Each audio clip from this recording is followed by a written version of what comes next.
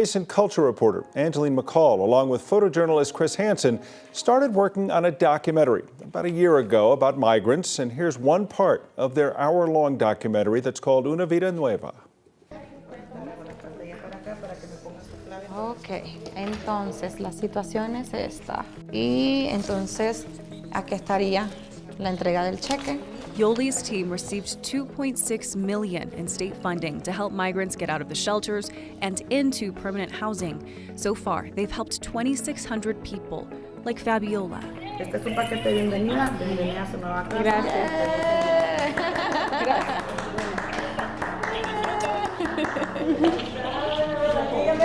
Gracias.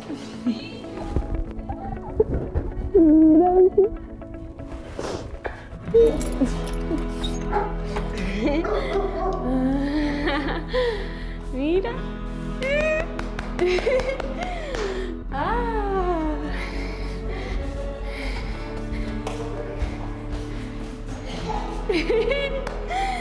¿Viste? Es como cuando dicen que uno está enamorado, que se alborota el cuerpo, así igualito. Uno entrar y sentir esa emoción es demasiado.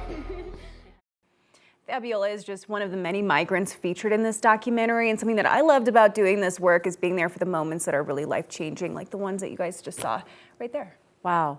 So in that little snippet, we just saw Fabiola's experience, but you followed many, many more.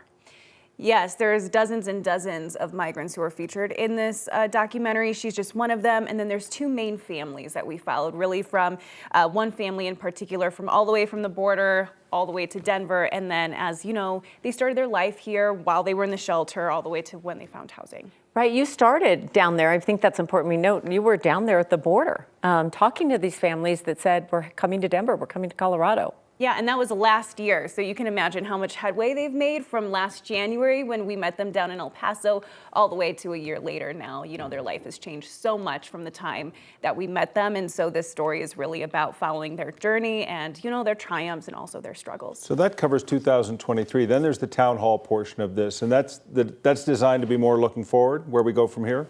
Yeah, so the documentary is more so about like 2023 and the families that we covered, and then the town hall portion rather will be more forward-looking about the policies, what the city's doing now, and really what we can look forward to in terms of some of the changes these migrant families might encounter in the next year or two. Yeah, when you think about it, a year ago, it was just like, they're here, let's try and help, right? I mean, so many groups were just like, let's help, but that was so short-term. Right, and I don't think anyone expected back then, right, for it to become such a crisis as it is today. And so even when we were working on it, we weren't sure what to expect. And so obviously happy with the result and happy so much more, right, that people allowed us into our lives, into their lives rather like that. So yeah, I hope everyone watches it. Well, these are issues and people debate them and push and pull and all that, but then when you see stories like this, it's human beings, it's lives. That is the crux of all of this. Is the way people live and the way people treat others. So it's the story of our time. Yeah, and it's not a story, right, about like policy or about immigration law. It's really a story about the people who arrived here, and so we want people to keep that in mind if they do plan to watch it. Get to know them. All right, thank you, Angeline. You can watch the documentary and the town hall tomorrow, which will be live streamed starting at 7 p.m. tomorrow night. If you can't catch them, you can see them on 9 News this Saturday, February 3rd from 5:30 to 7.